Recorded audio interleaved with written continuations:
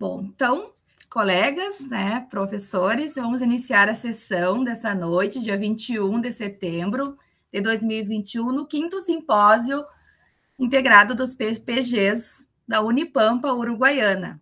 Hoje nós teremos na sessão as mediadoras Silvia Oitizig e Franciele Chibiac, e os nossos avaliadores são os professores, professora doutora Raquel Rompintal e o professor doutor Michel Mansur Machado. Vamos agora fazer os combinados, como será os blocos de apresentações com os avaliadores. Aí vocês, professores, decidam se nós vamos fazer todas as apresentações. São 9 apresentações, 9 trabalhos.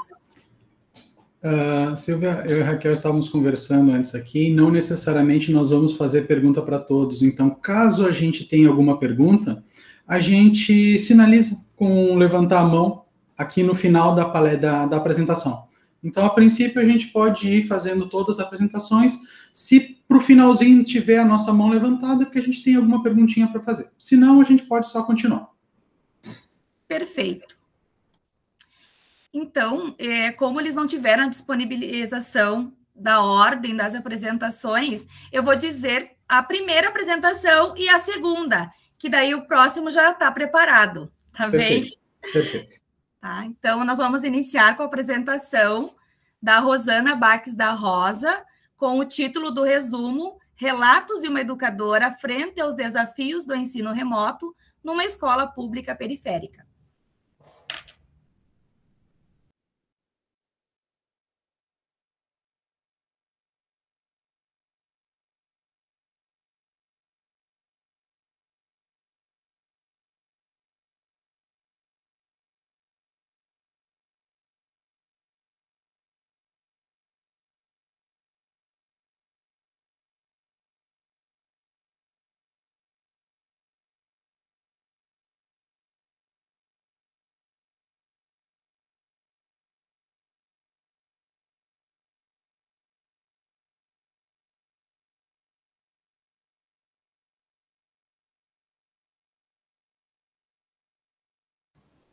Boa noite a todos, então. Professora Raquel, professor Michel Mansur, estão conseguindo visualizar?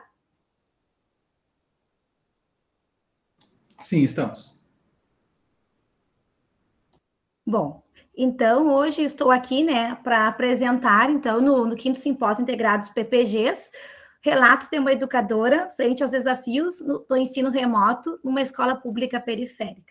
Então, a apresentadora que vos fala, Rosana Baques da Rosa, tendo, então, como coautoras Natália Madeira Castelo Branco, Isadora Coimbra, Karine Jardim de Castro e Rui Seabra. O nosso orientador, então, o prof. Dr. Edward Frederico Castro Pessano. Esse relato de experiência, então, retratam, né, as vivências e desafios enfrentados por uma educadora durante a pandemia da Covid-19.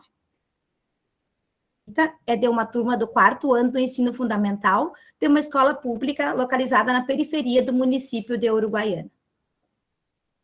Por conta, então, né, do distanciamento social, o sistema educacional precisou, né, se adaptar para continuar atendendo aos estudantes. Em vista deste novo cenário, foram oferecidas formações continuadas pela Secretaria Municipal de Educação para capacitar os educadores para o ensino remoto emergencial. Então, foi ofertado para nós, os educadores, né, cursos de formação, palestras e até seminários. A formação dos professores se configura na preocupação central, que mais do que instruir, eles devem educar, entendendo a educação como a preparação para o exercício consciente da cidadania, que se faz atuando politicamente na transformação social. E Freire também, né, no seu livro Pedagogia da Autonomia, diz que, na formação permanente dos professores, o momento fundamental é o da reflexão crítica sobre a prática. É pensando criticamente a prática de hoje ou de ontem que se pode melhorar a próxima prática. Então, o objetivo, né, é relatar as dificuldades enfrentadas no uso de novas tecnologias da informação e comunicação, como alternativa, o material impresso, que foi que primeiramente foi utilizado, então, para nós podermos para poder ter um contato maior com os alunos, para que a aprendizagem deles não ficasse comprometida nesse período pandêmico. Os materiais e métodos, né? A partir destes cursos de capacitações, a educadora buscou oferecer uma experiência mais interativa através da formação dos grupos WhatsApp, criados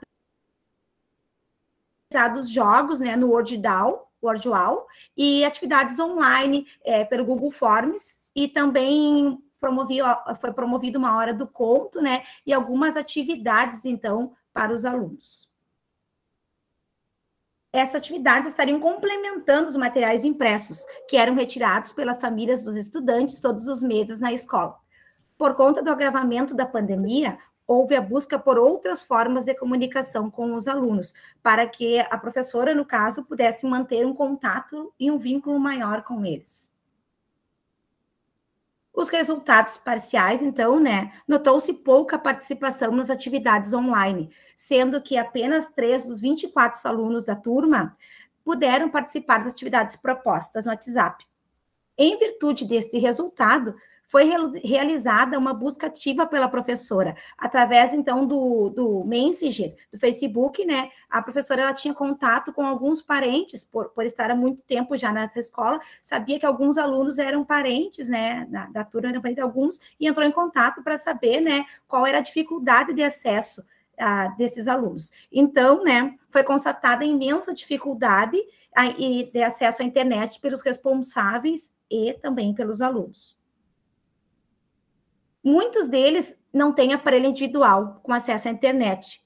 Em alguns casos, o único celular com acesso à internet da família era um dos responsáveis.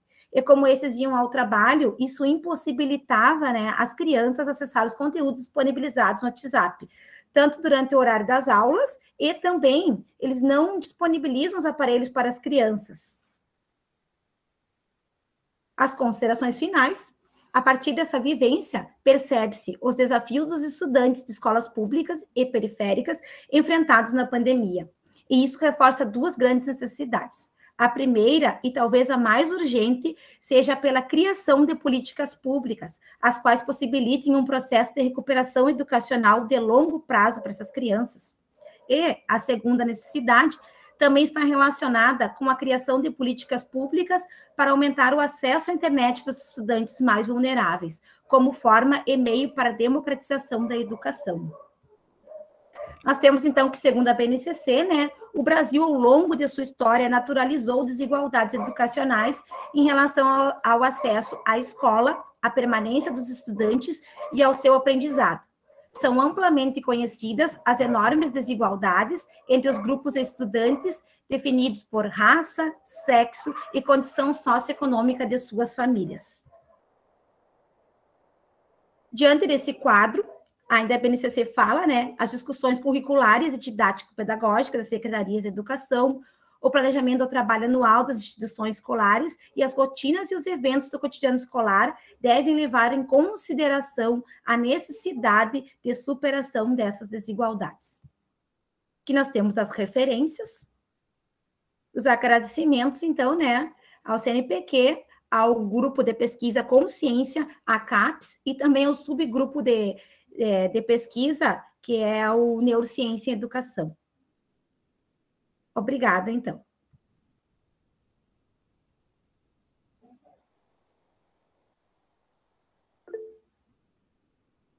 Obrigada, pessoal, pela atenção. Então, esse foi um pouco do relato, né, da experiência de uma educadora de uma escola periférica durante a pandemia.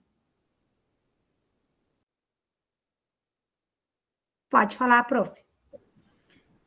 Rosana, parabéns pelo trabalho. Apenas um breve comentário e uma pergunta. Essa situação que você relata, dessa dificuldade de acesso, é o que a gente encontra em todos os trabalhos e é a realidade dos nossos alunos. Quando não é a falta do equipamento, é a falta do acesso, é a dificuldade, é ele ter que dividir o equipamento, o celular, o computador, quando tem um computador, porque a gente sabe que não é a realidade, mas a dificuldade dos dados, e essas dificuldades são inúmeras, tá? Mas e o outro lado? Você falou antes que os docentes passaram por capacitações. E qual é o relato dos teus colegas? Deixa eu te perguntar se você sabe isso. Quais as dificuldades que vocês encontraram também para lidar com essas tecnologias? Bom, algumas colegas, elas tiveram dificuldades, principalmente as que já estão atuando há maior tempo, né, na rede municipal. Já as que estão sempre buscando atualização até não tiveram tanta. Teve algumas colegas que até se surpreenderam da capacidade de passar, né, por todo esse novo desafio, porque primeiramente dá um medo, né? Primeiramente tem o medo do novo, do diferente. Tem professores, principalmente na minha escola, que foram e também são do estado, eu sou só municipal, mas tem colegas do estado que tiveram cursos maiores, né, e até ofertaram a outras colegas para poder ajudar as outras colegas, né? E foi bom. Eu acho que, para mim, o meu relato foi que eu aprendi muito durante a pandemia. E digo pelas minhas colegas que, digamos que um percentual de 50%, sabe? Que teve medo e não transpôs esse medo, sabe? Ficou naquela insegurança e não foi adiante. Isso eu falo pela escola em que eu atuo, né? E outros 50%, assim, ó, conseguiram até superar mesmo as expectativas. Que legal, você vê que assim, ó, o curso é o mesmo para todo mundo, mas não adianta se a gente não souber fazer uso da ferramenta, se a gente não se desafiar a tentar usar, a ir atrás, a experimentar, não adianta você ter todos os cursos do mundo, não adianta você ter todas as ferramentas à tua disposição. A gente precisa experimentar. Então, parabéns pelo trabalho, achei muito bacana. Obrigada, só complementando assim, ó, eu tive muito medo que os meus alunos retornassem sem nenhum, sabe, tipo, zerados, do segundo ano diretamente para o quarto. Mas, graças a Deus, assim, ó, hoje, voltando ao presencial, eles estão conseguindo acompanhar, e eu acho que vale a pena sempre a gente investir em capacitação, né, e estarmos sempre se atualizando para poder, né, melhorar a qualidade da educação. Obrigada.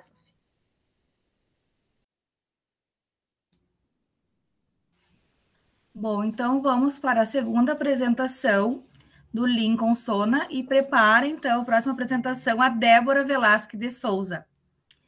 O apresentador Lincoln Sona, o título do resumo é Aplicativo Móvel como Ferramenta de Educação em Saúde.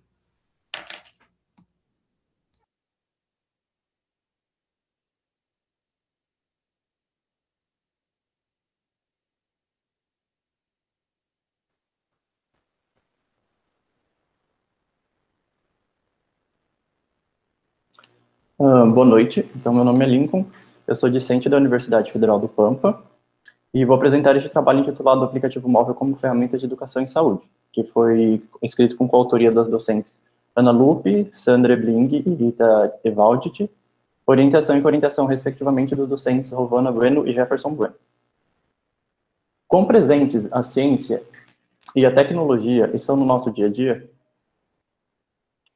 Como podem influenciar positivamente o mundo? Seja com inteligência artificial, através de assistentes pessoais virtuais como a Siri e a Alexa, facilitando o nosso cotidiano, com utilização de nanorobôs para destruir células humanas cancerosas como uma promessa para a medicina, ou a absorção de dióxido de carbono por microcápsulas reutilizáveis como uma esperança para o meio ambiente, a ciência e a tecnologia são cada vez mais uma realidade. Mas, afinal, o que é ciência e o que é tecnologia? O Conselho Científico da Grã-Bretanha, ele define ciência como busca e aplicação de conhecimentos e compreensão do mundo natural e social, seguindo uma metodologia sistemática baseada em evidências. Tecnologia seria, de acordo com o dicionário Collins, métodos, sistemas e dispositivos que são resultado do conhecimento científico com aplicação prática. A principal diferença entre ciência e tecnologia é que a ciência objetiva compreender o mundo natural e a tecnologia modificar o mundo para atender às necessidades humanas. Estão, porém, intimamente relacionadas. Um problema frequentemente apresenta aspectos científico e tecnológico. A tentativa de responder pergunta no mundo natural impulsiona o desenvolvimento tecnológico, assim como as demandas tecnológicas podem fomentar a pesquisa científica. Com esses conceitos e ideias em mente, vamos adentrar no mundo da educação em ciência. A educação em ciência relaciona-se, por exemplo, com o desempenho de estudantes em leitura, matemática e ciências, avaliado por meio do PISA, o Programa Internacional de Avaliação de Estudantes, com a quantidade e pluralidade da produção científica acadêmica e com a educação continuada, representada por pós-graduação, mestrado e doutorado. Mas a preocupação com a educação em ciência deve estar presente desde os primeiros anos da escola, garantindo uma formação que valorize curiosidade, observação de fatos e busca por relações causais. Ela versa sobre a capacidade de usar questionamentos e conhecimento científico para formular questionamento e analisar evidências com o intuito de compreender o mundo, seus fenômenos, com ênfase para a capacidade de aplicar os conhecimentos científicos em situações da vida real.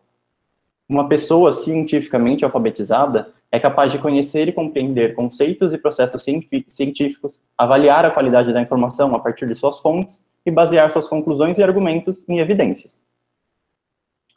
É nesse sentido que, associando a área da saúde, evidencia-se a educação em saúde, que se propõe a empoderar a comunidade através da oferta de informações, da construção de conhecimento e de sua transformação para a apropriação do cidadão.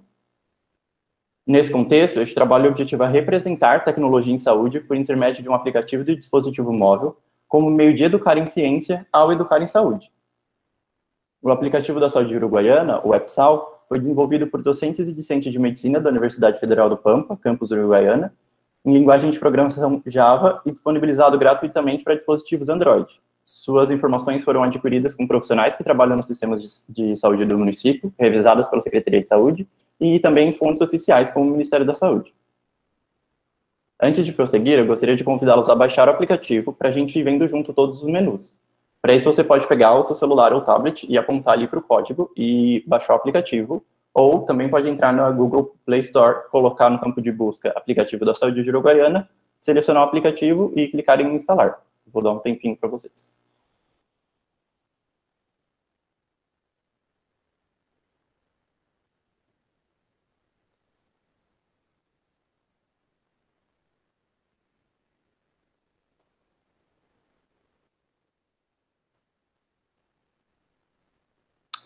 Bom, em todas as telas na região inferior estão os dados de COVID. Então, temos os casos ativos, as internações hospitalares em unidade de terapia intensiva, UTI, em leitos clínicos, óbitos e vacinação de primeira e segunda doses e de reforço, que são atualizadas diariamente de segunda a sexta-feira. O WebSol apresenta informações sobre os serviços públicos do município, com o endereço, o horário de funcionamento, o contato, os serviços oferecidos e quando eles devem ser procurados. O segundo menu mostra no mapa do município onde estão os serviços de saúde e é possível traçar uma rota até eles. Há diversas informações sobre a Covid-19, como o que é coronavírus, suas variantes, quais são os sintomas, como ocorre a transmissão, onde está localizado o centro de triagem no município e esquemas figurados de como espirrar ou tossir, limpar as mãos e usar máscara.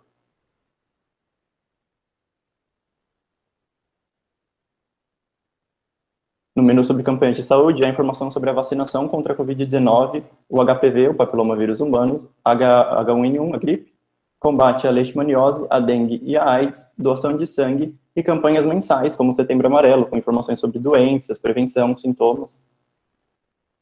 Há também diversos vídeos com diferentes temáticas, linguagem simples, de fontes confiáveis, como o Ministério da Saúde e a Fundação Oswaldo Cruz, a Fiocruz. Um espaço para as crianças, com uma cartilha sobre o coronavírus e jogos educativos em saúde, e telefones úteis, como o do Serviço de Atendimento Móvel de Urgência, o SAMU, que tem também informações sobre quando deve ser utilizado.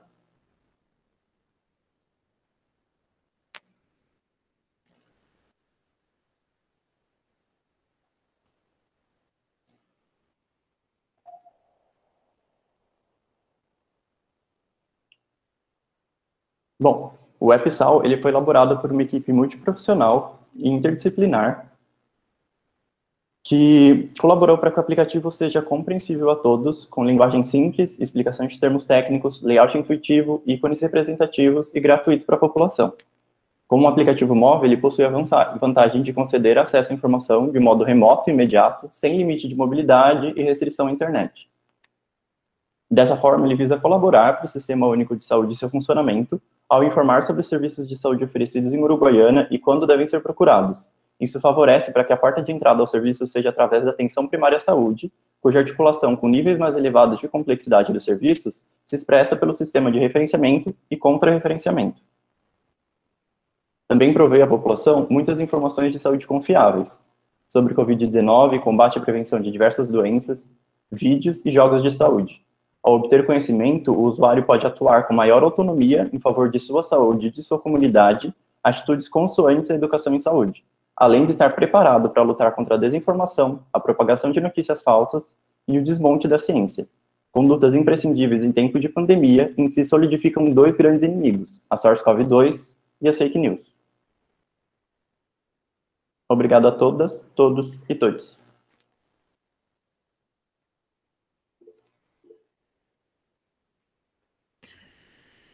Lincoln, excelente apresentação. Muito interessante a tua dinâmica, né, de convidar os participantes da sala a baixar o aplicativo e visualizar as funcionalidades dele. Uma curiosidade, acho que eu consegui essa informação também acessando lá a Google Play Store. Vocês têm a ideia já de quantos usuários baixaram o aplicativo? Uma curiosidade mesmo. O professor Jefferson foi o responsável por fazer o aplicativo, né, por programar ele. Ele consegue ver no sistema. A última vez que a gente viu, acho que foi em julho, a gente viu que tinham 257 pessoas utilizando, mas download eu não lembro agora de cabeça. Mas tem como ver, sim. Tá. Obrigada pela informação, mas né, acompanhando a tua explicação mesmo, já tinha ele baixado, né, no meu celular, e a cada pouco eu utilizo ele como uma fonte de informação. Inclusive, ele já está programado para fazer parte de uma aula, de uma disciplina chamada Educação em Saúde, no Ciências da Natureza, licenciatura, para que eles também se apropriem dessa ferramenta maravilhosa de divulgação de conhecimento científico. Tá? Mais uma vez, parabéns pelo trabalho. Legal, muito bacana, obrigado. Lincoln, também, parabéns, cara, gostei bastante da tua apresentação. Eu tenho uma pergunta bem nerd, um pouquinho, talvez meio fora até da questão da educação, mas eu tenho só uma curiosidade. Como é que vocês fazem a atualização dos dados? Vocês têm alguém para fazer essa atualização dos dados? É um grupo ou ele está automatizado para fazer isso? Por que eu estou te perguntando isso? Porque agora, por exemplo, quando você mostrou isso, eu vi que vocês estão com a atualização dos dados das vacinas. Tá? E isso me chamou a atenção. A atualização dos dados das vacinas é uma coisa diária. Vocês estão fazendo isso diariamente ou vocês fizeram proxy para fazer isso automatizado? Porque dá trabalho. Na verdade, assim, para fazer o aplicativo foi, tipo, toda a equipe, e aí para as atualizações a gente atualiza manual mesmo, diário. Então, os númerozinhos dos dados embaixo, geralmente eu faço a arte, mando para o professor e ele atualiza. E aí as de Covid e os dados da vacinação também a gente manda todos os dias. Aí eu mando para ele e ele coloca no aplicativo. Perfeito. Dá trabalho, então, resumindo. Sim.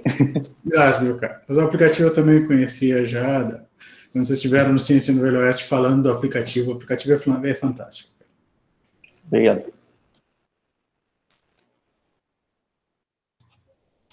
Bom, então, damos seguimento com a apresentação da Débora e a próxima a apresentar é a Amanda.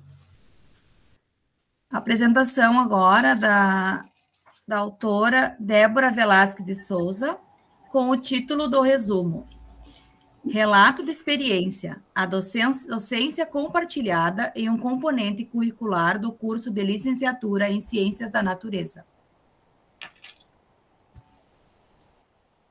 Boa noite a todos e todas. Espero que estejam todos muito bem. Eu espero que dê tudo certo aqui com a minha internet, porque anda muito ruim ultimamente. Tá aparecendo para vocês já? Alguém pode me informar? Sim, está aparecendo. Qualquer coisinha, uma desventura acontecer, aí a gente libera para o próximo apresentar e vamos deixando por último, tá bem? Não, mas vai dar tudo certo. Vai sim. Então, boa noite novamente. Eu me chamo Débora Velasquez, sou mestranda do PPG Educação e Ciências da Unipampa, campus Uruguaiana, e hoje eu vim trazer um relato da experiência, né, com o nosso trabalho, meu e da colega Franciele Spiak, que tem como título, então, Relato da Experiência, a Docência Compartilhada em um Componente Curricular do curso de Licenciatura em Ciências da Natureza. Então, o objetivo do nosso trabalho é refletir sobre a experiência em partilhar planejamento e regência em aulas para a graduação. Nós participamos, né, da docência orientada, eu enquanto mestranda e a colega Franciele enquanto doutoranda do mesmo programa de pós-graduação, e nós tivemos a oportunidade, então, de tornarmos, então, regente, né, de uma turma da licenciatura em Ciências da Natureza, também ali do campus Uruguaiana, na disciplina, né, o componente curricular Introdução à Ciência da Natureza e suas tecnologias, durante as sextas-feiras à noite. E aí eu quis trazer esse ponto em função de que as aulas durante as sextas-feiras à noite, elas já são mais difíceis, né? Então, a gente buscou trabalhar de formas bem diferentes.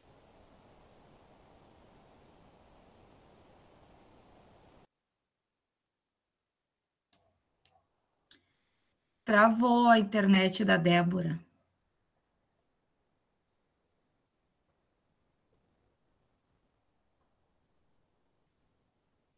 Acho que aguardamos mais uns 15 segundos. Quando ela voltar, sugerir para ela fechar a câmera dela, de repente nós podemos fechar, também minimiza a necessidade de... Perfeito.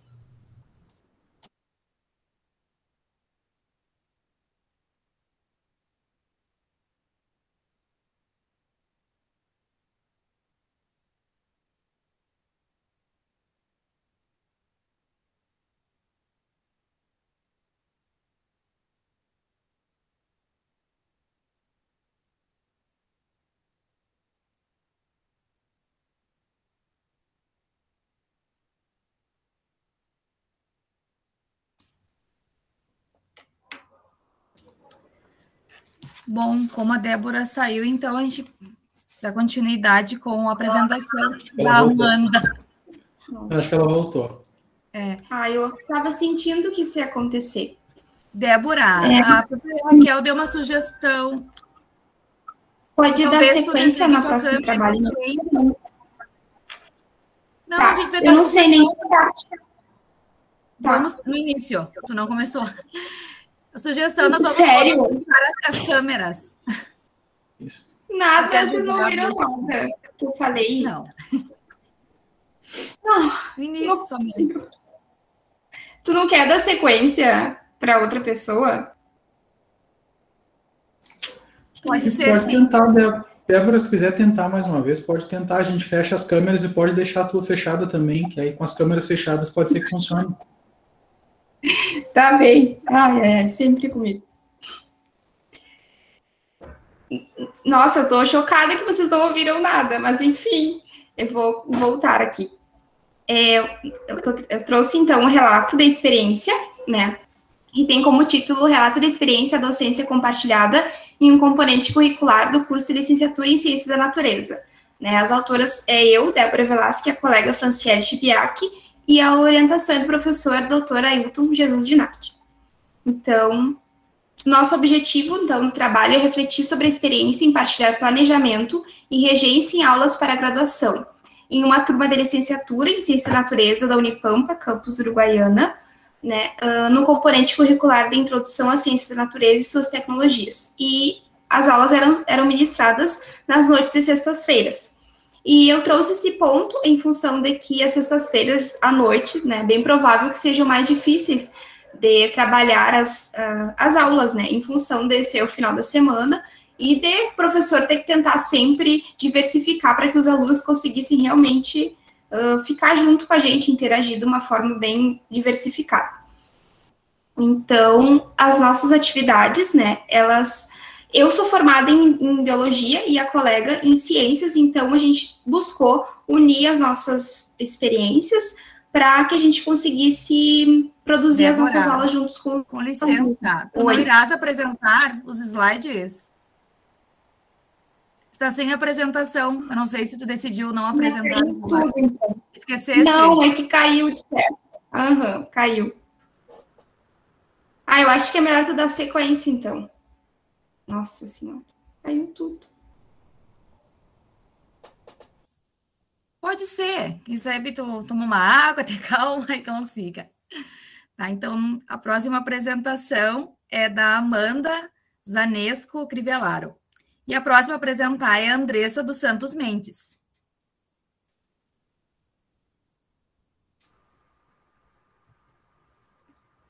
Boa noite.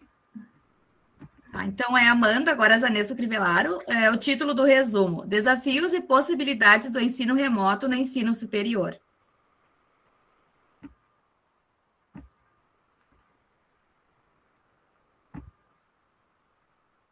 conseguem ver a apresentação?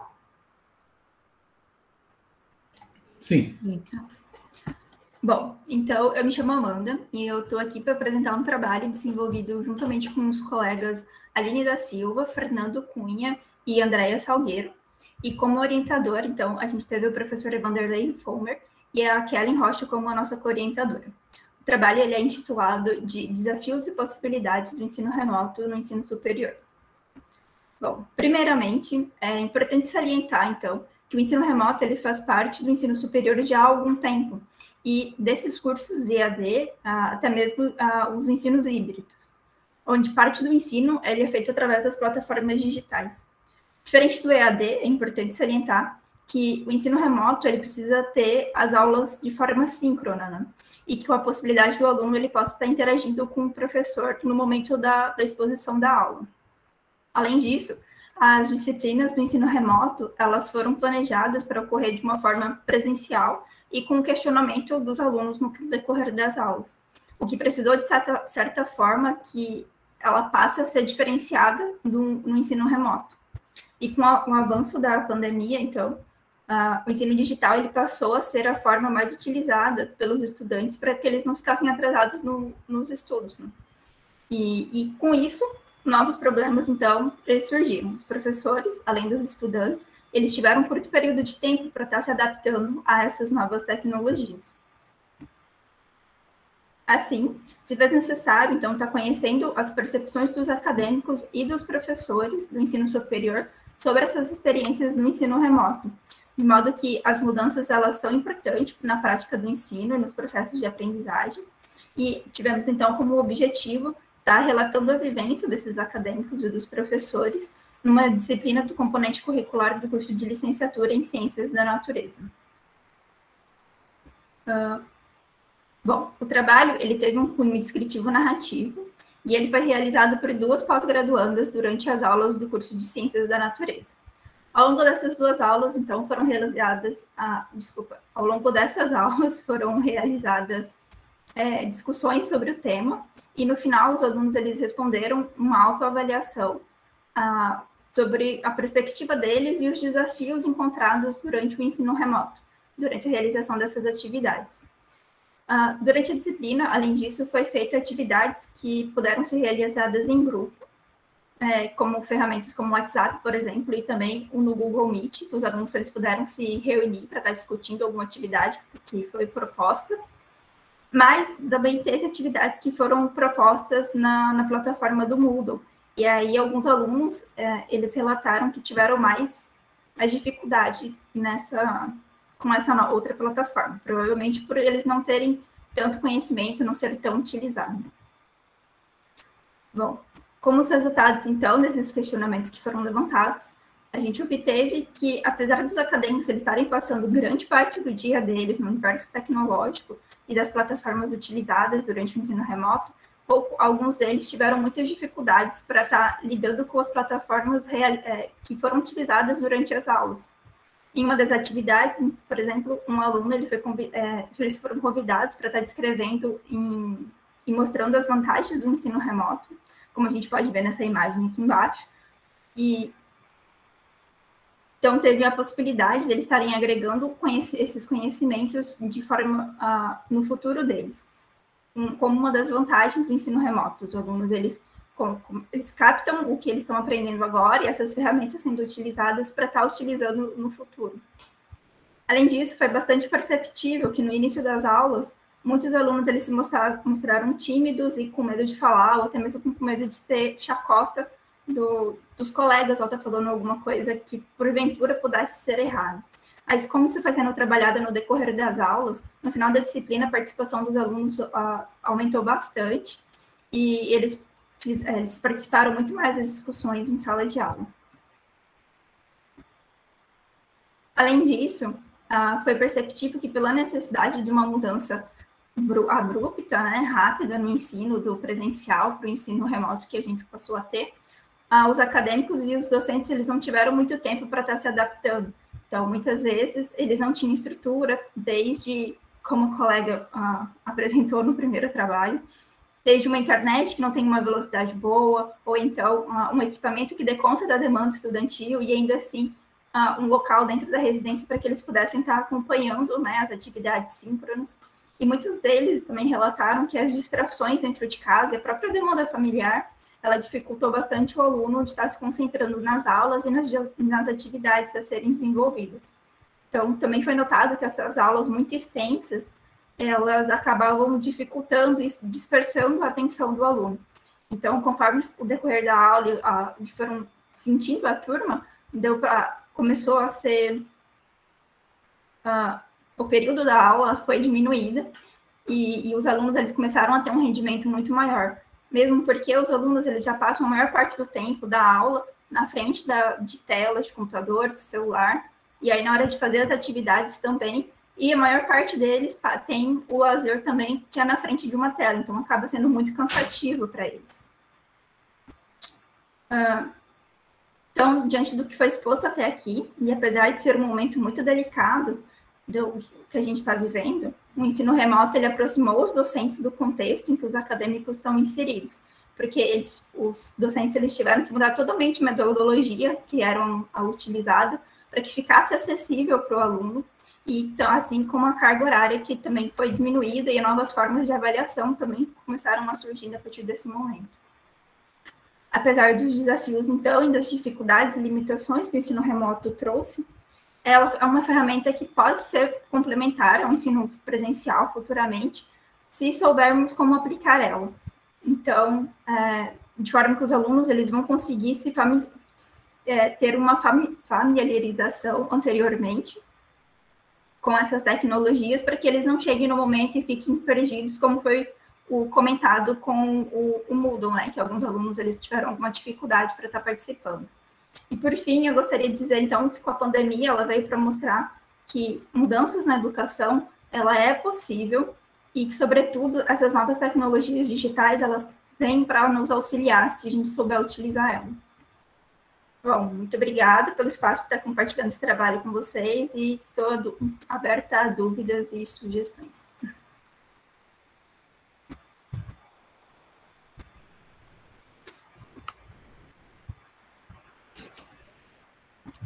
Bom, Amanda, então vamos para a próxima apresentação. Silvia, deixa eu só fazer uma perguntinha rápida para a Amanda. Sim, sim. Amanda, você trouxe... Parabéns pelo trabalho primeiro, desculpe. Você trouxe várias considerações ali, novamente, assim como a Rosana fez também no primeiro trabalho, sobre várias situações que a gente vê dos nossos alunos. Sim. Mas e vocês duas? E eu falo vocês duas porque você e a tua colega, enquanto alunos de pós-graduação que tiveram que, no meio de uma pandemia, também alunas se adaptarem a essa situação, que tiveram que reger uma classe. Sim. Quais as dificuldades para vocês, enquanto regentes de classe, enquanto professoras dessa disciplina do primeiro semestre, né, que você falou? Isso, Que já é normalmente uma dificuldade ainda maior, porque os nossos alunos estão chegando, eles estão se adaptando a uma realidade de uma universidade. Uhum. Nossa, foi bem complicado, porque os alunos, a gente já estava um pouco acostumada, mas os alunos, eles vieram totalmente cru. A universidade é uma coisa nova para eles. Então, a partir do momento, a gente teve que aprender, porque até então a gente estava do outro lado da tela, nós éramos as acadêmicas. E aí, a partir do momento em que a gente passa a reger a turma, a gente está do outro lado. Se dá algum problema, é a gente que tem que resolver, é a gente que tem que falar para ele, olha, tenta tal coisa, não estou conseguindo abrir algum documento e tal. Então, a gente que é do outro lado. Eu acho que, nesse momento, a gente viu o que os professores passam. E as dificuldades não é só apenas dos acadêmicos, mas também no geral. Todo mundo precisa estar se ajudando, e eu acho que esse é o momento que um ajuda o outro, sabe? Não tem como andar sozinho, e as dificuldades foram grandes, mas por enquanto foi superado. Obrigado. Obrigada. Bom, então agora a apresentação será da Andressa dos Santos Mendes e a próxima apresentação da Karine Jardim de Castro. O título do resumo é Informando para a Diversidade, um relato da experiência de bolsistas vinculados ao PIBID, subprojeto Educação Física.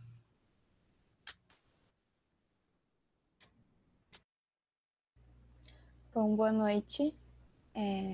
Eu sou a Andressa e eu vou apresentar, então, o meu relato, intitulado Informando para a Diversidade, um relato de experiência de bolsistas vinculados ao PIBID, subprojeto Educação Física, com coautoria de Vinícius Freitas, Diego Noronha, Tatiane Mota e orientação da professora doutora Marta Iris Camargo Messias da Silveira.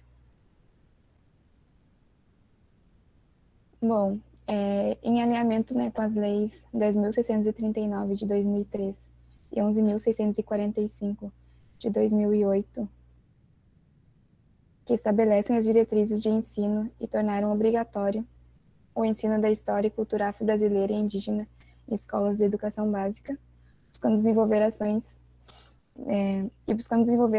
que dialoguem com as perspectivas étnico-raciais, traçando uma estratégia de conscientização, as leis citadas acima. Então, em 2020, foi realizada uma nova edição do Novembro Negro. O objetivo deste resumo é relatar as ações realizadas durante o Novembro Negro.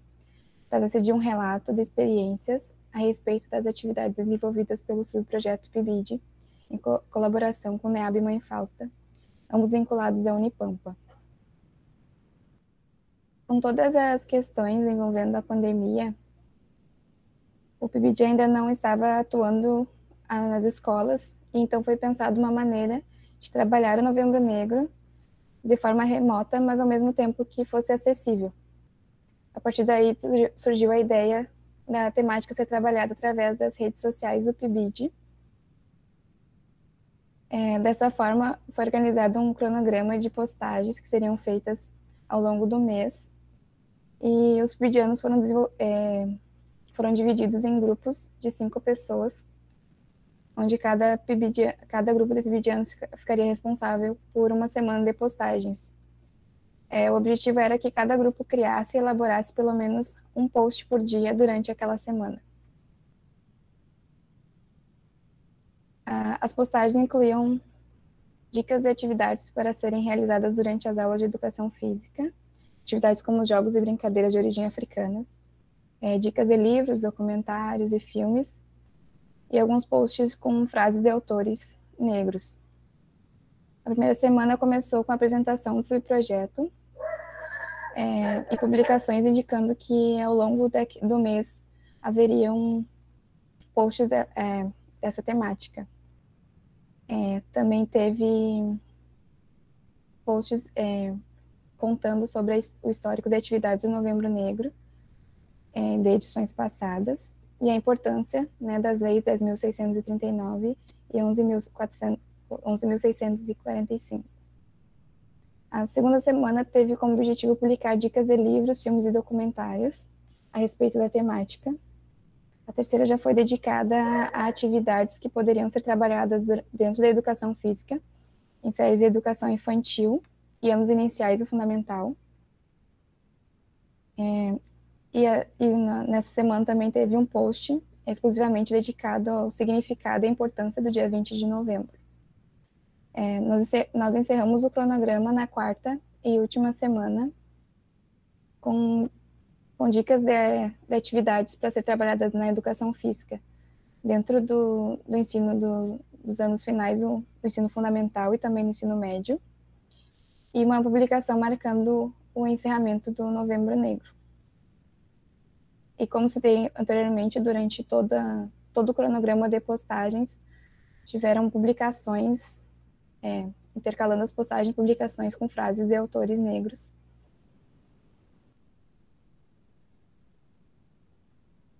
O trabalho certamente contribuiu para ampliar o entendimento e familiarização com as diversidades para superarmos o racismo e a intolerância, contribuindo também para a formação e capacitação dos alunos que produziram e os professores e alunos que acompanharam as postagens.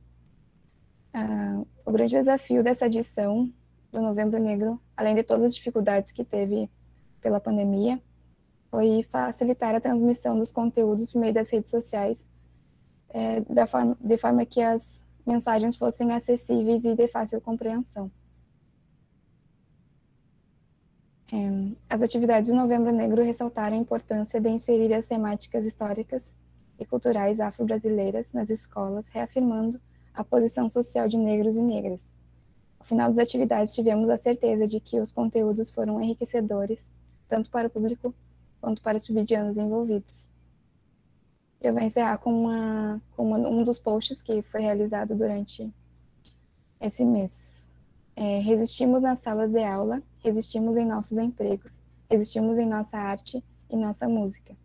Isso é só o começo, e nas palavras da inimitável Ella Baker, nós acreditamos na liberdade e não podemos descansar até que ela chegue. De Angela Davis. Obrigada.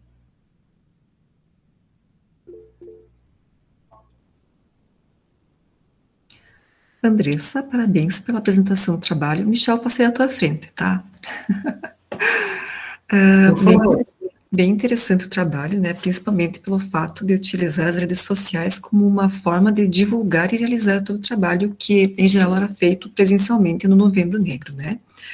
Uma curiosidade, vocês chegaram a observar o alcance dessas postagens? Quantas pessoas acessaram elas, ou de repente repostaram nas suas próprias redes sociais? Não chegamos a fazer essa verificação, mas geralmente o alcance foi mais do pessoal da faculdade, né, dos acadêmicos e dos professores também da Unipampa. Não teve tanto alcance nas escolas, né, que a gente gostaria, mas a gente não fez esse levantamento. Então, isso não desmerece o trabalho, só uma curiosidade e talvez uma perspectiva para o futuro, né? Porque as redes sociais estão aí, a gente precisa se apossar delas, né, para continuar fazendo nossos trabalhos, tá? Seria isso, obrigada. Obrigada. Andressa, parabéns. A minha pergunta, metade dela era a pergunta da Raquel também, que era sobre o alcance, mas eu vou continuar. Já que tu respondeu que o alcance dela foi maior dentro da universidade e que vocês talvez não tenham tido um alcance tão grande dentro das escolas como vocês gostariam, eu te diria o seguinte, vocês têm uma linda ferramenta que vocês criaram, e isso deu trabalho, é visível que deu trabalho, vocês postaram todos os dias. Vocês têm uma linda ferramenta de educomunicação. O que vocês podem fazer a partir de agora é utilizar essa ferramenta que foi criada e levar esse material para dentro da escola. Se ele não está sendo repostado e não está sendo curtido e não está sendo visualizado pelo pessoal da escola, utilize esse material como um material de aula.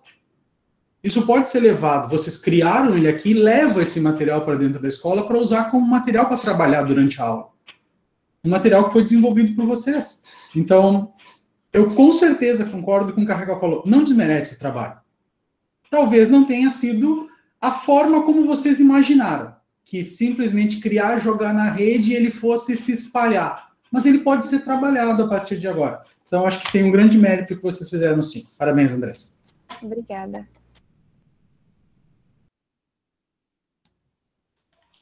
Bom, o próximo trabalho da Karine Jardim de Castro e a próxima apresentação será do Carlos Eduardo Izaguirre da Silva. O título do resumo, Arte e Terapia na Escola, ressignificando a vida no contexto pandêmico da Covid-19.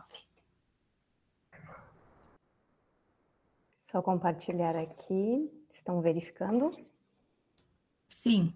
Já. Só ampliar aqui. Foi ampliada também? Já. Então, uma excelente noite a todos os presentes. Meu nome é Karine Jardim de Castro. Eu sou doutoranda, né, do PPG, campus Uruguaiana. E hoje eu vou apresentar um relato de experiência intitulado Arte e Terapia na Escola, ressignificando a vida no contexto pandêmico da Covid-19. Os coautores Rosana da Rosa, Maria Clara Machado, Rui Machado, professor orientador, professor Rodrigo Balck e co-orientador, professor Eduardo Pessano. Bom, eu vou contar um pouquinho como iniciou, né, a ideia dessa prática pedagógica, né, desse relato da experiência. Então, a partir de uma reunião entre educadores, nós verificamos, né, no contexto pandêmico, um retorno ao ensino híbrido, né, um retorno ao presencial, no caso de alguns alunos, nós verificamos o quanto os estudantes não estavam se comunicando entre eles na própria sala de aula. Lógico, mantendo os protocolos, mas que eles não conversavam entre si, eles ficavam somente nas redes sociais usando o celular. Então, a partir desse questionamento, né, dessa angústia de nós educadores, essa reunião era entre escolas da mesma mantenedora. Então, aqui em Alegrete, nós resolvemos, né, a partir de uma prática em sala de aula, colocar, então, trazer a arte-terapia, né, para poder proporcionar um outro momento para esses estudantes. Então, eu trago aqui algumas ideias centrais, né, dessa prática pedagógica, onde eu utilizo a arte-terapia, através desse Ornai, né, falando um pouquinho da arte-terapia como uma prática terapêutica, uma prática que proporciona, né, alguma mudança de atitude entre os indivíduos, para conduzir, então, a algumas ações. Na sequência, né, trago também o conceito de distanciamento social, e embasando, né, Madalena Freire, que fala sobre como nós, educadores, estamos educando as dores do mundo, educando as dores dos nossos estudantes, especialmente, né, lógico, falando agora do contexto, né, da pandemia do novo coronavírus. Também trago La Roça, que fala sobre a experiência, né, que fala que a experiência, ela é tudo aquilo que nos passa, que nos acontece, que nos toca de determinadas formas. E, finalizando aqui o embasamento teórico, Márcia Tiburi, falando que o ver e o olhar, eles são diferenciados, que o ver, ele traz o sentido físico da visão, e o olhar traz essa tensão estética, esse aprofundamento do ver. Então, a partir desses conceitos, a ideia, né, desse relato da experiência, desse fazer pedagógico, foi proporcionar, através da escrita terapêutica, uma forma de mudar aquele momento dos estudantes, proporcionar para eles, né, uma nova forma de interação, né, na sala de aula. O objetivo, então, investigar as relações sociais através do resgate da escrita de cartas e cartões postais. Cabe aqui mencionar, né, que essa prática, ela foi iniciada na cidade de Alegrete, e como a outra escola da mesma mantenedora estava em Dom Pedrito, ela foi continuada na cidade de Dom Pedrito.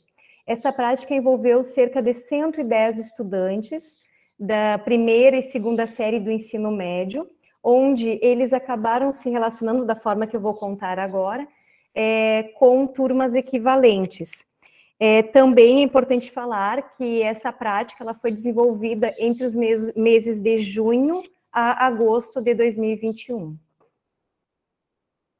Bom, o início, então, dessa prática, ela se deu com leituras, né, dos respectivos autores que eu citei, onde essas leituras, elas trouxeram uma reflexão, não só sobre o contexto pandêmico, né, onde a gente trouxe alguns outros textos e notícias, mas aprofundou aquilo que a gente gostaria de ver, que é um novo olhar, o olhar estrangeiro desses alunos, uma nova forma deles vivenciarem esse momento, se isso fosse possível, né, logicamente. Então, a prática iniciou com leitura e reflexão de textos, embasando sempre, né, na arte-terapia. Seguimos uma relação de imagens, então foi proposta para os alunos que eles buscassem imagens significativas nos seus cotidianos. Um lugar da casa, no caso da turma que estava, né, ainda se manteve no ensino online, que eles pudessem buscar imagens da casa onde eles transformaram o lugar, né, onde era somente um espaço e ele foi ressignificado. Também imagens, né, de algo que mudou, da família, relação com os animais de estimação, e que eles transformassem essas imagens em cartões postais, né, em algo que fosse de fato significativo para eles.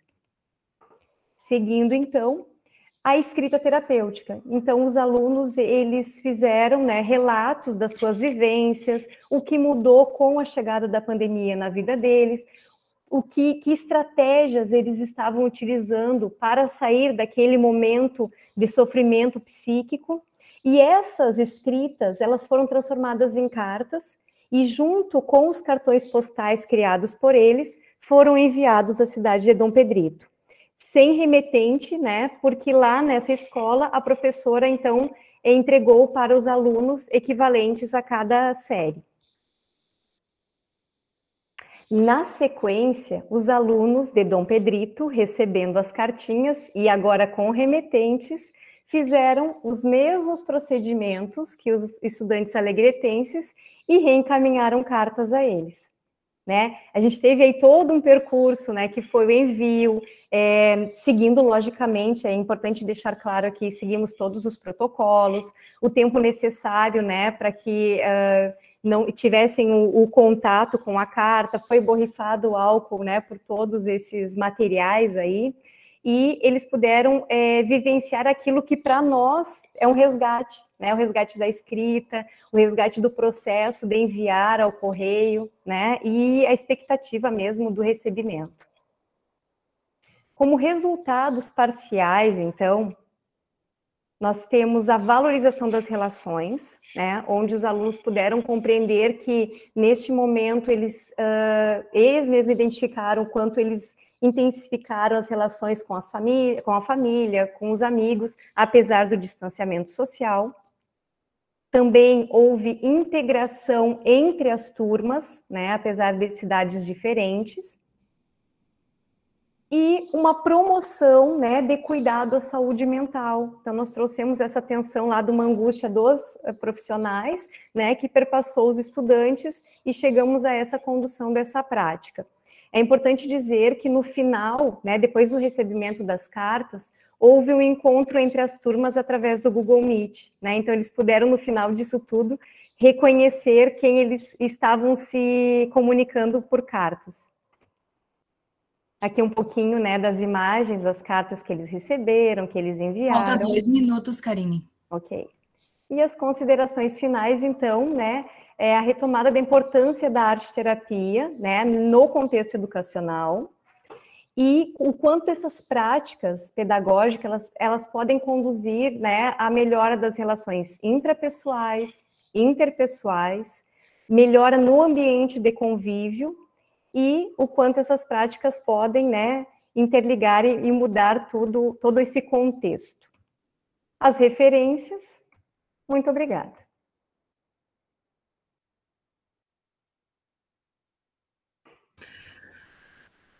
Deixa você falar primeiro, Michel.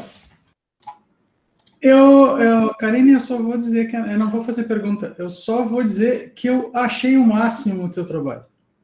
Eu adorei, especialmente Obrigada. Quando a gente pensa no período que nós estamos, de distanciamento, desse afastamento, onde as emoções parece que estão deixadas tão de segundo plano, e a gente tratar de emoções, de saúde mental, de lidar com a arte-terapia, eu achei tão lindo. Então, parabéns. Só isso que eu ia dizer. Ponto.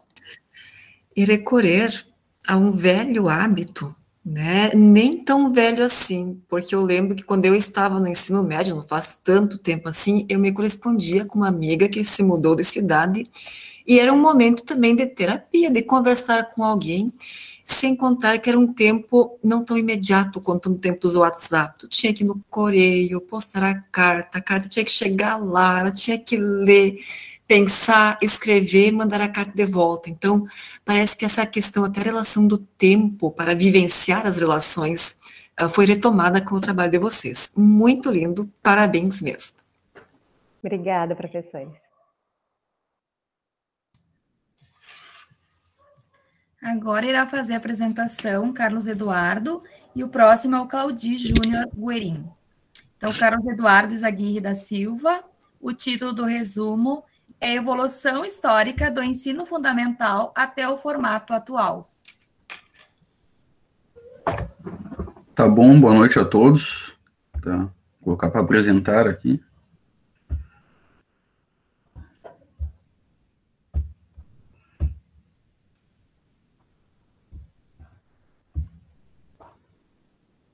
O pessoal está me ouvindo e está enxergando o meu trabalho? Tá bom. Sim, sim. Tá. Então, o título do meu trabalho evolução histórica do ensino fundamental até o formato atual, tá?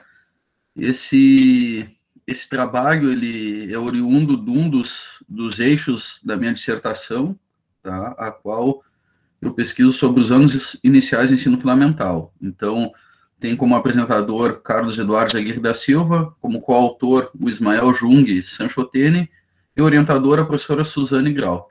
Tá? Eu sou mestrando do PPG Educação em Ciências, Química da Vida e Saúde.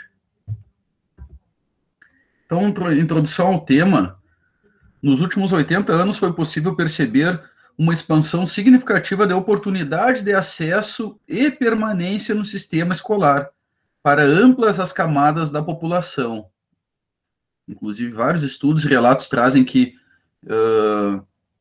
antigamente era mais restrito à classe mais alta, enfim, e não contemplava o grande grupo.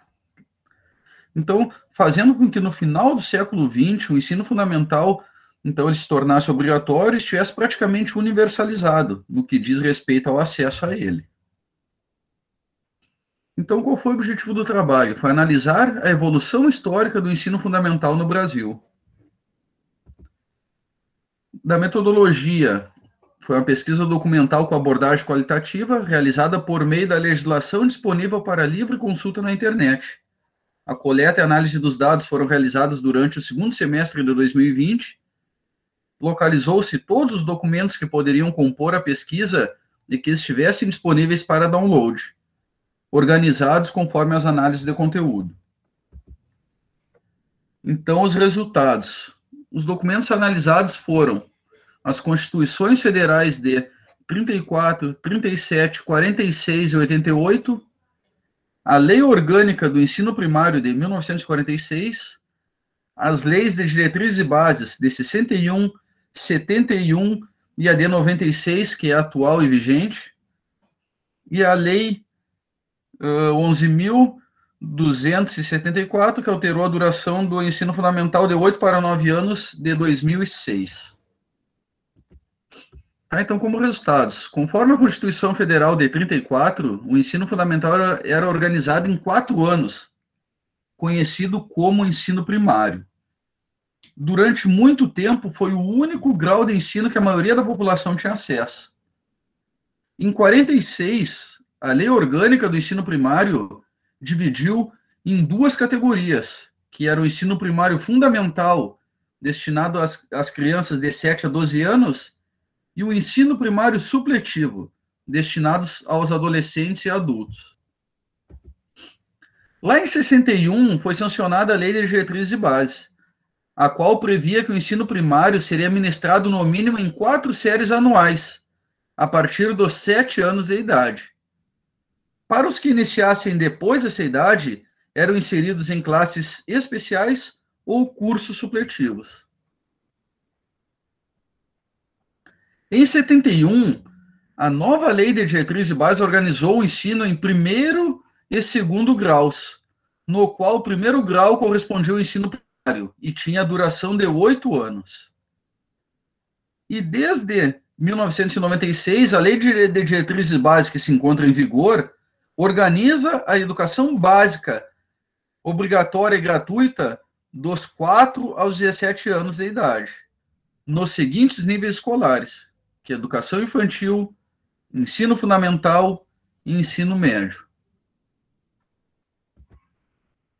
Em 2006, então, a duração do ensino fundamental passou de 8 para 9 anos e foi dividida em anos iniciais do 1º ao 5º ano, anos finais do 6º ao 9º ano.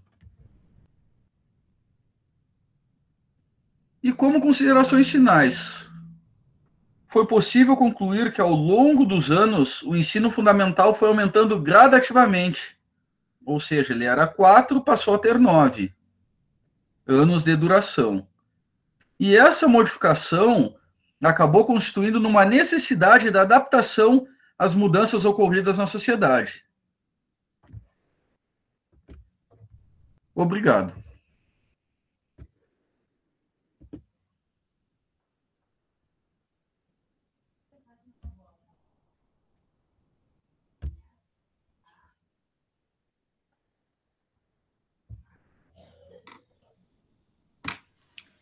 Bom, então vamos passar para a próxima apresentação do Claudir Júnior Guerin, e a próxima apresentação será da Cristiane Barbosa Soares. Claudir Júnior Guerin, o título do resumo dele é Criação e Aplicação de Jogos Didáticos de Ciências aliados à sensibilização da educação ambiental. Boa noite a todos, tudo bem? Eu me chamo Claudir, sou biólogo, sou professor de biologia, e esse meu resumo traz, né, eu não tenho apresentação porque minha internet está lentíssima, então só vou comentar sobre ele, tá? Eu sou, como professor, né, eu desenvolvo modelos didáticos e desenvolvo jogos didáticos. E esses jogos, né, foram aplicados em 2019, assim como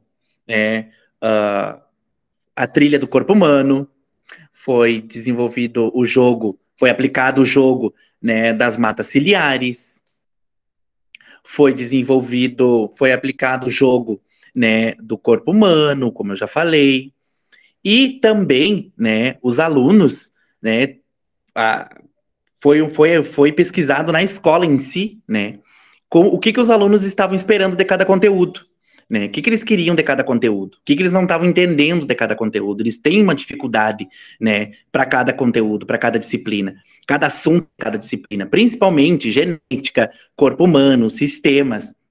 Então, o que eles fazem, né? Eles pedem, prof, revisa tal conteúdo, revisa tal coisa. E aí, o que eu pensei? Em desenvolver esses jogos didáticos e transformar eles de uma maneira mais lúdica, esses assuntos de uma maneira mais lúdica, né? Então, o que eu fiz? Eu desenvolvi esses jogos e apliquei para esses alunos, antes da pandemia. Aí, depois, a gente ficou um ano inteiro sem aula, nada, né? Aí depois esse ano a gente voltou com remoto, aplicação de atividades, né? E aí o que a gente fez, né?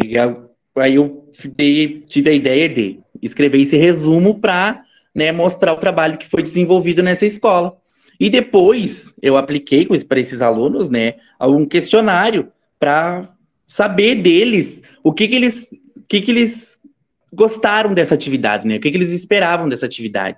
E eles esperavam aprender, e foi isso que aconteceu, né? Eles conseguiram ter um conhecimento maior sobre cada assunto que foi abordado em cada jogo, eles conseguiram associar mais, né, o conteúdo ao jogo que foi aplicado, e de antemão é isso, tá? Resumindo, assim, a minha atividade que eu fiz, seria sobre isso mesmo. Aliás, Raquel, a senhora foi minha banca do meu TCC. Verdade, Claudinho. A senhora sabe o meu trabalho, como é que eu trabalho. Tens algum relato dos alunos em relação a como eles recebem esses jogos? Sim, eles gostam bastante, né? Eles até pedem, né? Até pediam. Na verdade, hoje a gente está mais remoto, está voltando presencial, e até eles começam a pedir de novo, mas em questão do distanciamento é impossível fazer. Mas antes eles pediam bastante. Então eu sempre procurei desenvolver maneiras didáticas diferenciadas para aplicar para eles, né, aprenderem o conteúdo de uma maneira mais diferenciada, mais lúdica, né? E isso eu obtive o resultado que o aluno aprende mesmo. E os jogos contribuíram muito para eles isso. Né? E agora com a gente está retornando presencialmente, né? Eu espero que esses jogos venham a contribuir novamente para esses alunos obterem, né, esse conhecimento que talvez tenha sido meio que esquecido, né, durante a pandemia, né? O comodismo faz com que venha só a copia e cola, né? Ok, obrigada.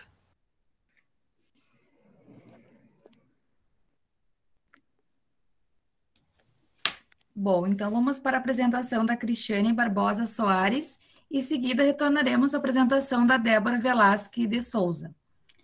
O título do resumo: Mulheres Negras no Campo Científico. Análise do quadro docente da Universidade Federal do Pampa.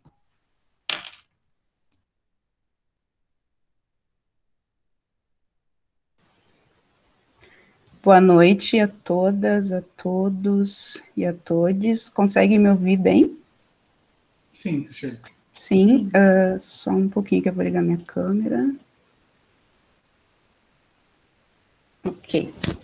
Então, boa noite. Primeiramente, eu quero parabenizar, né, a todos e todas que apresentaram até agora, tão lindos os trabalhos.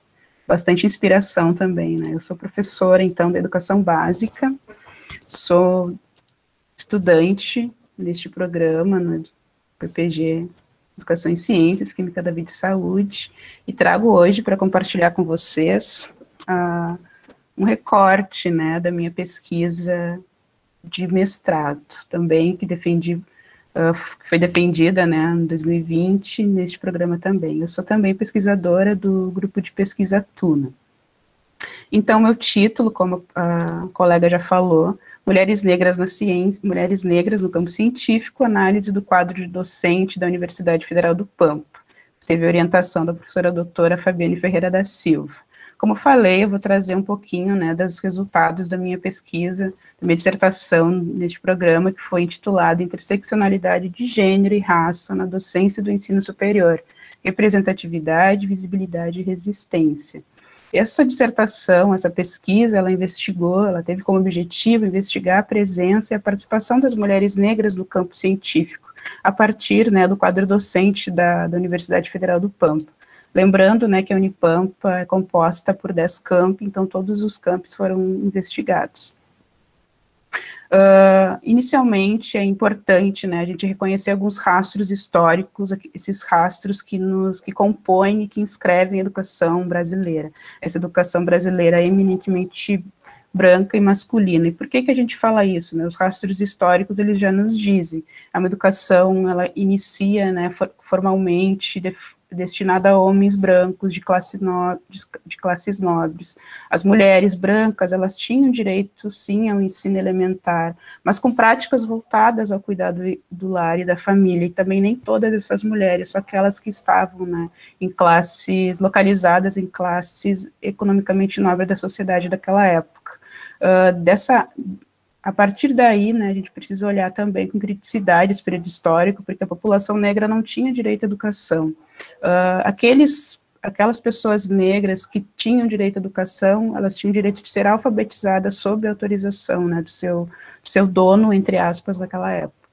E pensando nisso, né, de uma educação formal, a gente precisa também pensar no ensino superior. Quanto esse ensino superior também, ele era privilégio de camadas muito mais nobres da sociedade daquela época.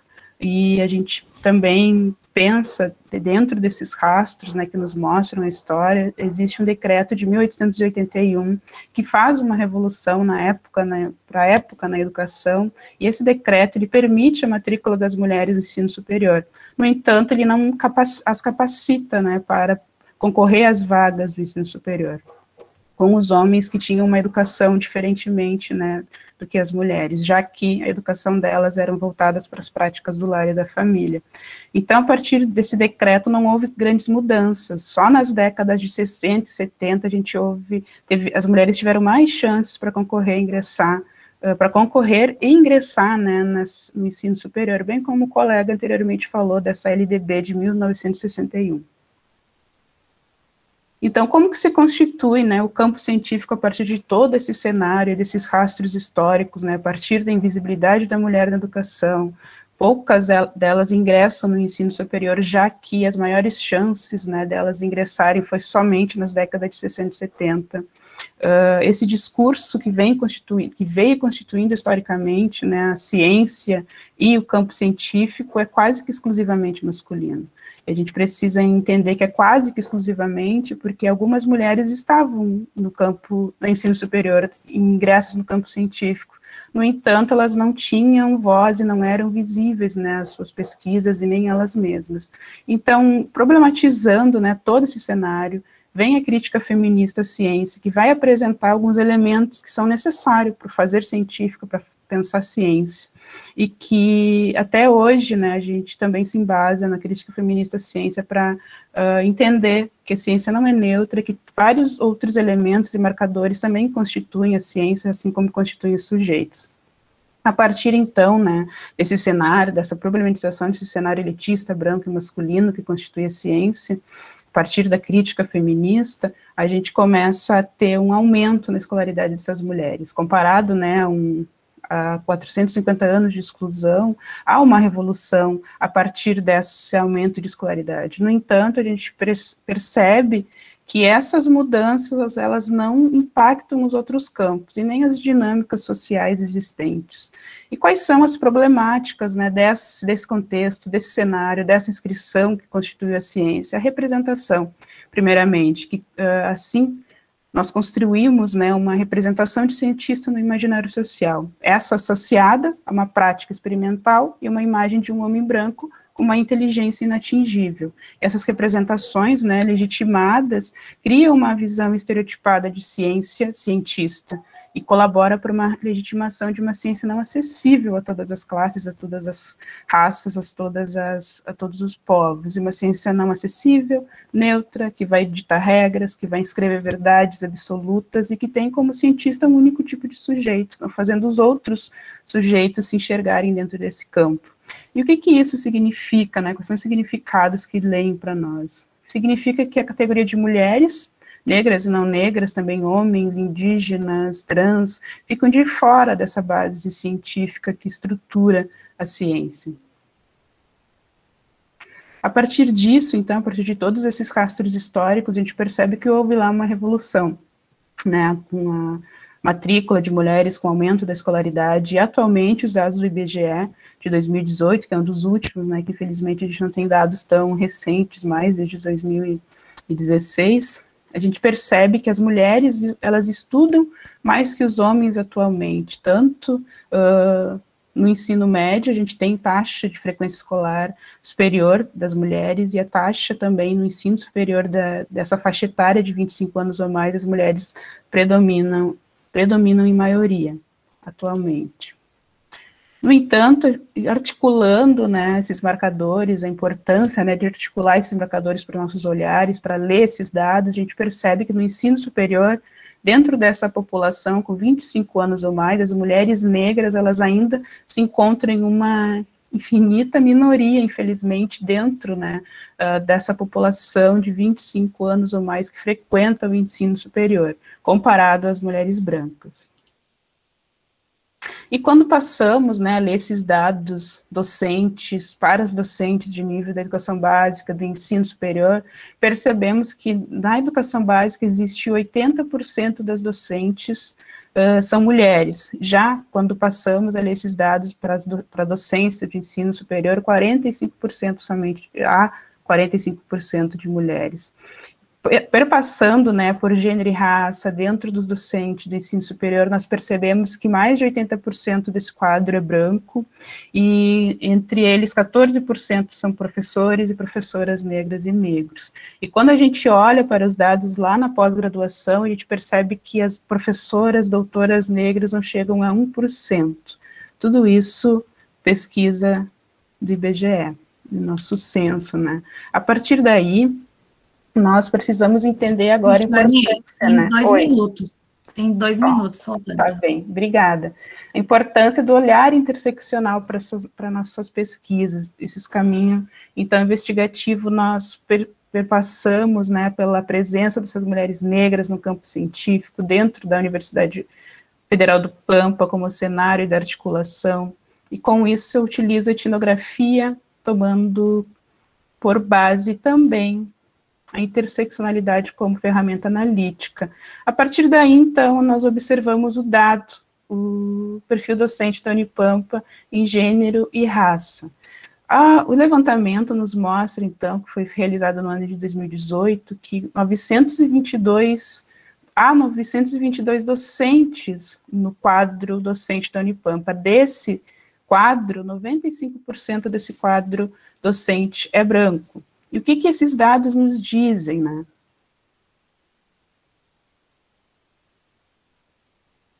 Esse dado nos mostra que dessa população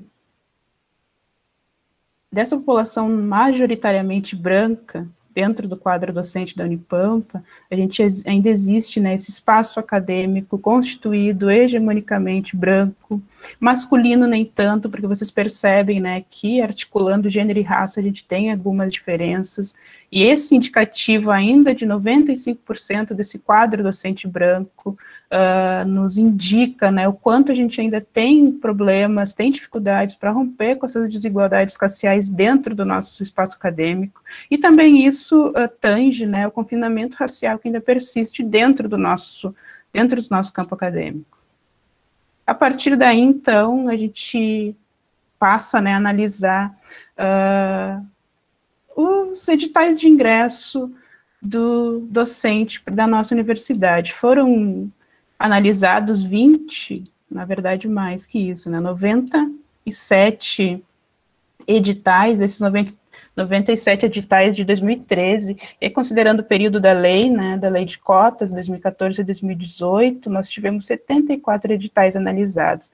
Para analisar o quê? Né? Analisar a aplicabilidade da lei de cotas, perceber por que esse campo da Unipampa é hegemonicamente branco, constituído por 5% somente de professores e professoras negras. A partir daí, a gente percebe que todos esses editais de 2014, lá, a aplicabilidade da lei até o ano de que finda, né, a análise da pesquisa, a Unipampa obedece à lei 12.990, que é a lei de cotas, reserva 20% das vagas para candidatos negros e negras. Percebemos, né, dentro dessa análise, o quanto, né, mesmo com 20% das vagas sendo reservadas e tendo todos esses editais contemplado a lei, esses 20% não são suficientes para a inclusão da diversidade dentro do quadro docente dessa instituição. Dado quantitativo, né, o total de vagas, 484 de vagas universais e somente 98 para reserva de vagas. A partir disso também nós vemos que as vagas disputadas, né, o número de inscrição de ampla concorrência e a procura pelas cotas também não temos um número significativo para isso. A oferta de vagas, de reserva de vagas com a sua procura, ela também é bem baixa, isso preocupa bastante. Eu já estou indo para o final, tá bom? Tá bem. Só vou passar aqui para a gente perceber quais são as reflexões necessárias, né, para esse momento. A gente precisa compreender o quanto é importante, né, a importância dessa lei, mesmo com a baixa procura, com o baixo ingresso dentro dos nossos editais docentes, dos nossos concursos, a gente tem que perceber a importância dessa lei, aliada, né, a outras políticas, assim como a Andressa trouxe na apresentação dela, assim como outros colegas também falaram um pouquinho. Tem que perceber essa lei, a importância dela para a comunidade e também para de cunho individual, né. E o quanto essa pesquisa também nos mostra que as mulheres negras estão presentes dentro do campo científico, o quanto elas também se fazem necessárias dentro desse campo, a partir, né, da articulação de outras e de tantas outras políticas. E a gente necessita intensificar essas demandas, ações afirmativas de forma articulada, fazendo com que os sujeitos compreendam ela, né, e essas políticas de cotas como uma ferramenta de oportunidade e também como um cenário possível para a gente mudar o embranquecimento do nosso campo acadêmico e científico. Eu agradeço o espaço e a escuta. Obrigada, professores e professoras.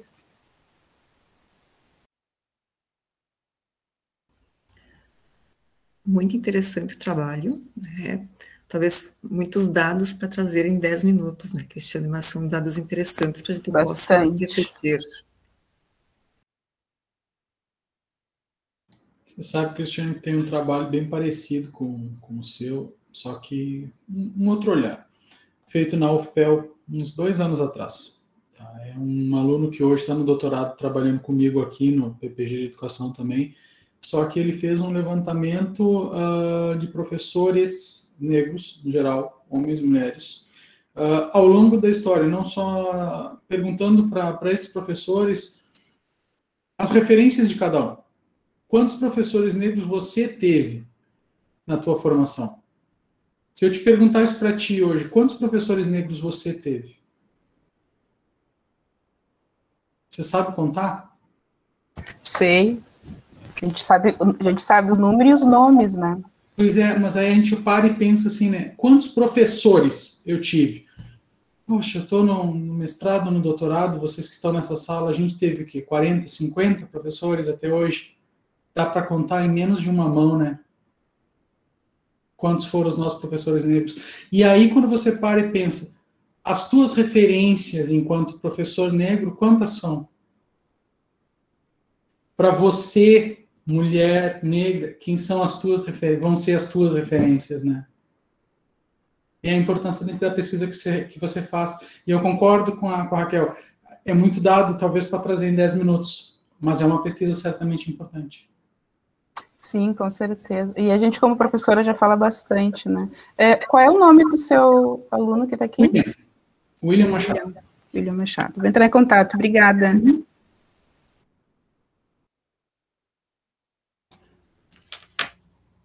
Bom, então nós iríamos retornar à apresentação da Débora, mas acredito que ela não retornou para a sala e entrou em contato com o pessoal da organização, pois ela não está tendo acesso à internet, pedindo para ser adiado para outro dia. Não sei como vai ficar nessa situação, profs.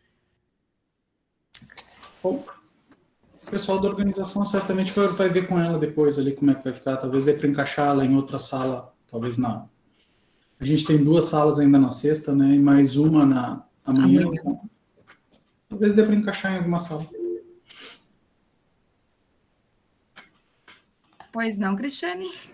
Eu tenho uma pergunta referente às outras apresentações. A gente pode assistir ou é restrito aos apresentadores? É restrito aos apresentadores e até sexta-feira todas as oficinas, inclusive as rodas de apresentação, vão estar lá no canal do YouTube, numa playlist, tá? Ah, certo, obrigada. Bom, sendo assim, agradecemos a participação de todos e todas nessa nossa sessão, primeira do simpósio, do 5º simpósio. Agradecemos os professores, avaliadores pela disponibilidade e damos por encerrada a sessão de hoje.